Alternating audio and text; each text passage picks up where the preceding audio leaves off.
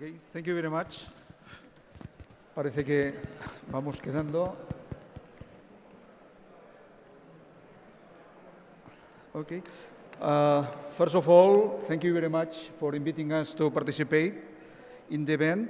We are very happy to be here today and collaborate with StartUp Ole. It's important for us to be here today, not only as a public radio and TV, but because RTV is in this moment in a process of digital transformation. We are working in different lines of work, and we have also interest projects. And we think it's important for RTV and for our country that we share these projects with all the community, and especially in the case of startups. Our process of transformation is based in 4 main lines. One is we are trying to transform the relationship with the audience, transforming the relationship, the way we work and we organize, the process of creation of the new content.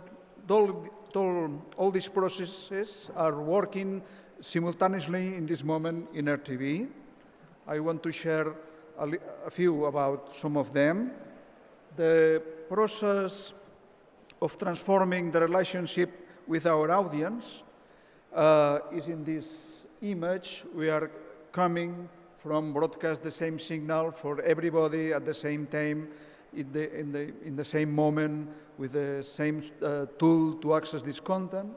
We are going to create a relation one-to-one from RTV and our audience, trying to cover areas of interest of the audience with fully personalized, offering the content that interests of everyone, and looking also with the active participation. We start with this image. The final image we're looking for is this one, I insist, the relation one-to-one with our audience. We are also transforming the way we are producing. Also in this case, these 2 images trying to be representative.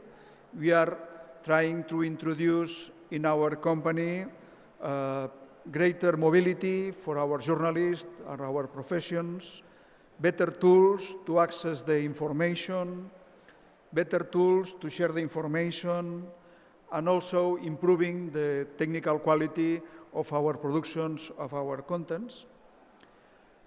And we are introducing new technologies in the process of production, in the workflow, in radio and TV, one interactive. And these new technologies are related to artificial intelligence, collaborative work, cloud computing, and ultra-high definition, and this one. But to work with this process, we are basing our strategy in 2 lines. One is launching and implementing innovative and disruptive projects, and the other one is implementing innovation activities. The first one, at the end, we have a new tool to work. At the end of the innovation activities, we have knowledge, contacts, and we are sharing our interest with other companies.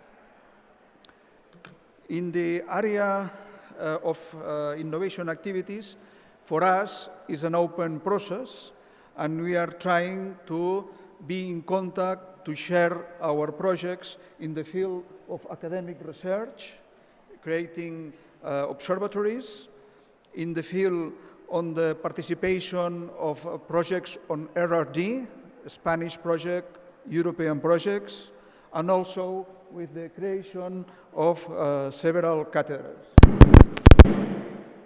In this case, I will remark, we are working in this moment with 4 cathedrals, and we have created a 5th one, the entrepreneurship and startup in the media sector we are presented this morning. In this project, we are the 5 cathedrals, and also we have the project Impulsa Visión, the name is this one, Impulsavision RTV, and this project is the main reason we are here today, the Cátedra and this project. We are in the 4th edition, and we are accelerating every year 3 or 4 different startups in the audiovisual sector. We are also launching support for investigation things, in this case for investigate in user experience, and also we are launching Sandbox with collaboration with companies well established. And our idea is that you will see us how a partner, how a company who want to share with you experience, to want to know about you, mainly in the audiovisual context. And this is all for me. Thank you.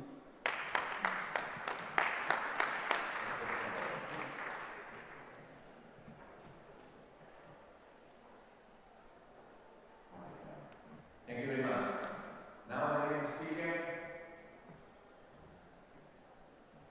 So now it's time to present Helen Wolf presenting the report.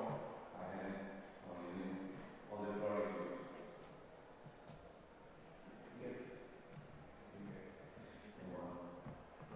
Gary is here. Yeah. Okay.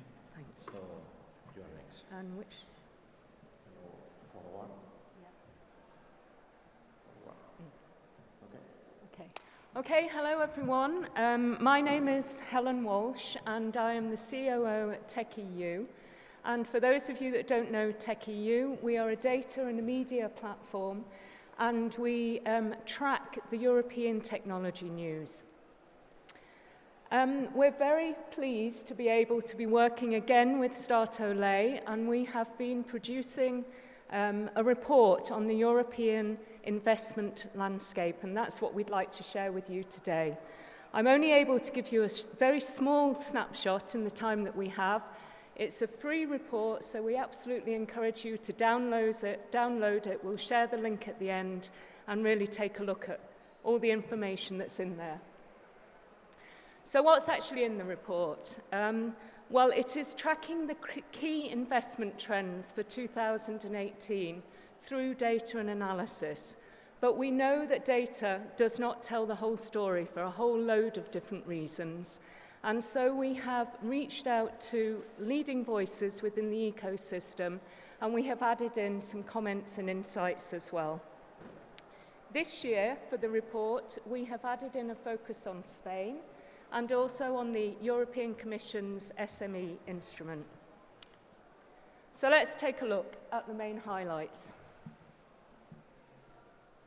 This first graph is showing you the overall trends for investment in 2018. It shows the number of deals and it shows the value of the deals. We know that 2018 was slightly down on 2017, but still we estimate an impressive inbound investment of about 25 billion into Europe. From a country perspective, the UK was leading the pack with around 600 deals and an investment of about 5 billion. But it was very closely followed by France and by Germany. And in fact, it was a very impressive year for Spain, with investments rising over 1.1 billion. The other thing that's really nice to see on this graph is that some of these smaller ecosystems are also now attracting attention. Taking a look into the industries, this slide shows investment to selected industries and to selected countries. You'll see that the biggest vertical in 2018 was fintech. This was continuing a trend that we saw in 2017 as well. The UK is particularly strong in this sector, thanks to a lot of investment going into many of the challenger banks, such as Revolut, such as Zoopla, such as Monzo, and several others. However, transportation was also a very key vertical, and there we see Germany dominating in this area with their automotive platforms, people like Auto One, Frontier Autos, But also we see car sharing being very strong, examples being Cabify here in Spain or Taxify in Estonia, and also electric scooters, people like Dot in the Netherlands and City Scooters in France. In the report, we also look at multi-year trends because it's important to see the context.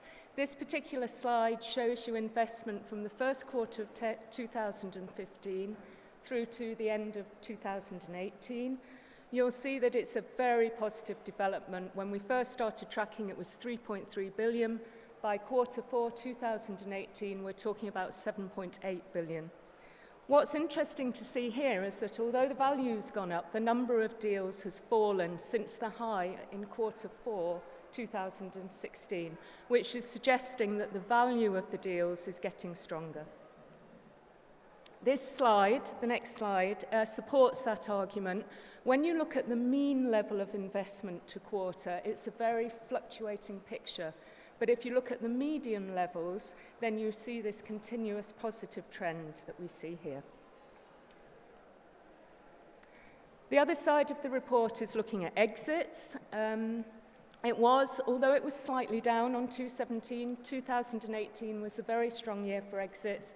We estimate around about 86 billion euros of exit activity. The number of deals again was down from over 600 in 2017 to 446 that we tracked in 2018. The graph shows the exit activity per country, the number of exits per country.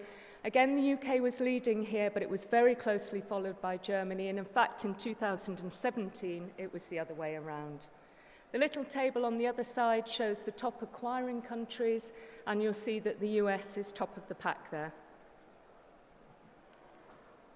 Quick look into verticals. No surprise at all to see that fintech is dominating there. It was a very strong year for them. And you'll see that there were a number of very notable exits going on in that sector. Finally, looking at the exit type, that's what this slide is showing. We know that in 2018, VC exit activity was down, which was continuing the trend that we saw in 2017.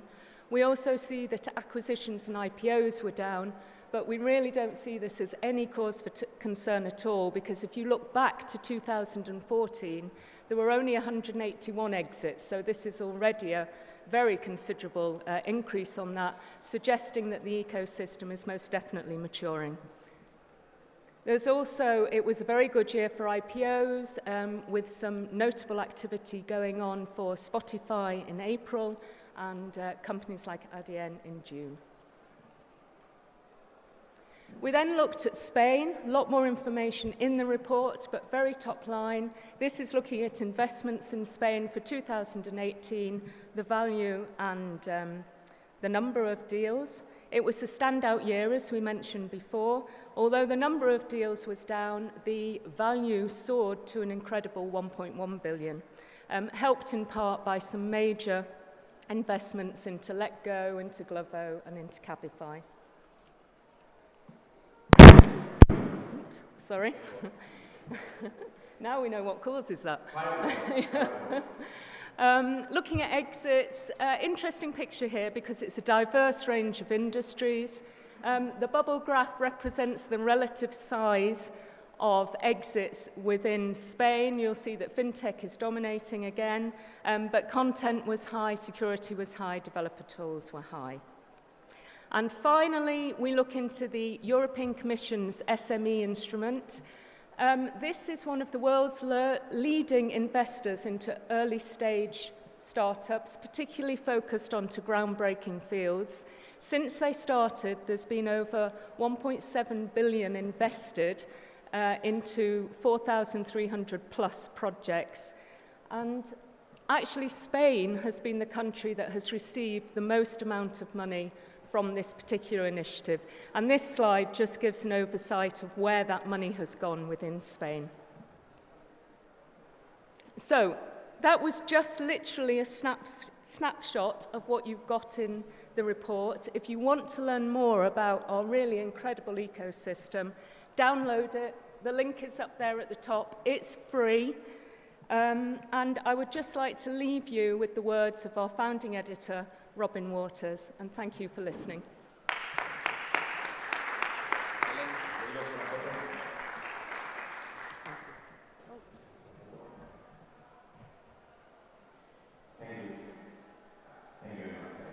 The next speaker is already there. Chris, Alex, from Nesta, and also Christel, from Multimedia. So let's give them a warm applause.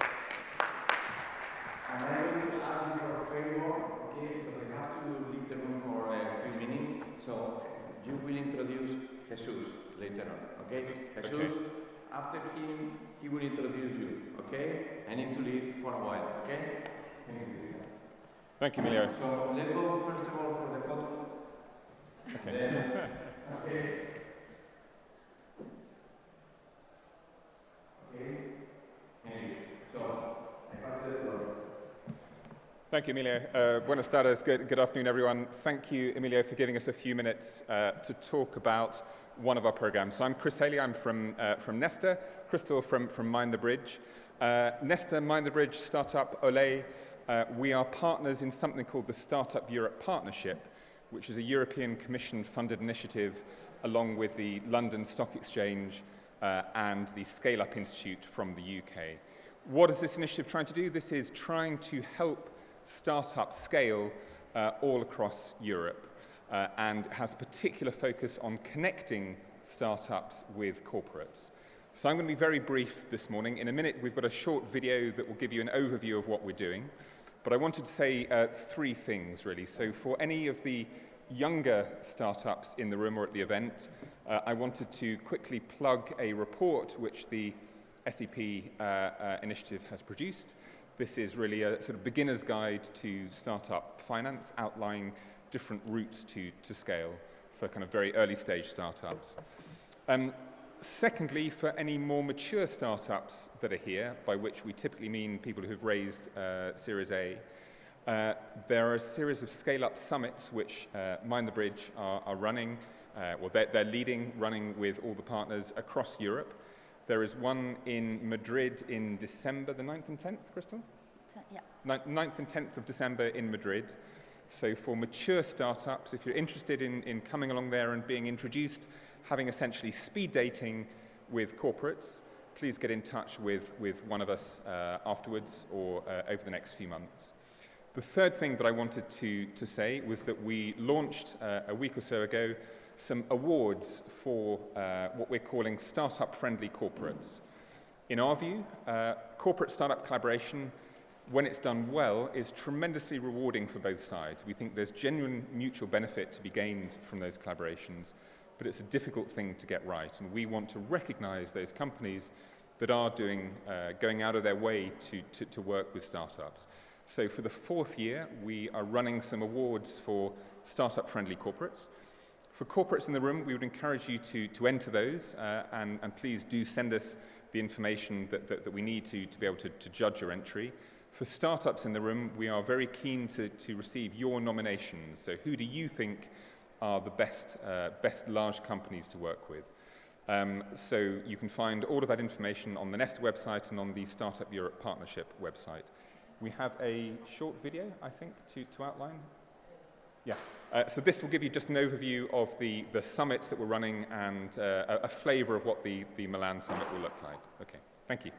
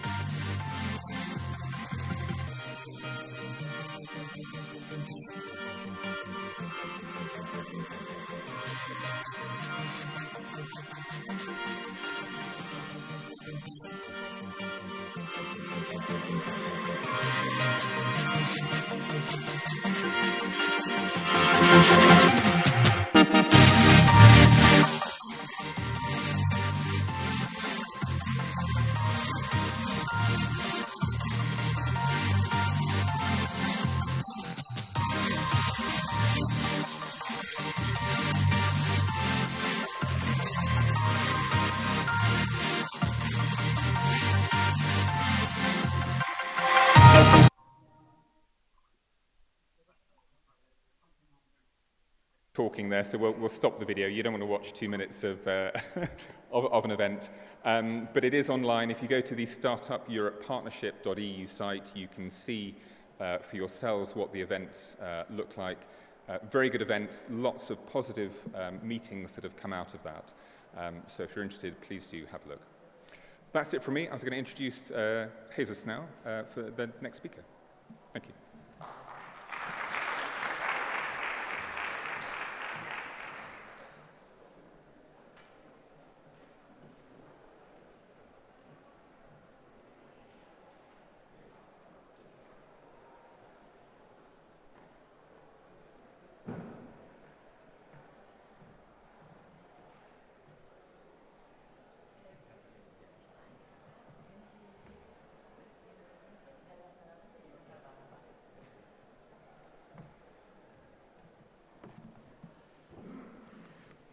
Okay, hello everybody. I will also do this thumbs up.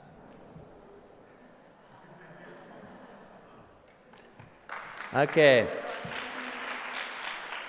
Now, Emilio's not with me, but I'm fully available for you. Okay. My name is Jesus González. I'm responsible of the junior market of BME, of Bolsa Española.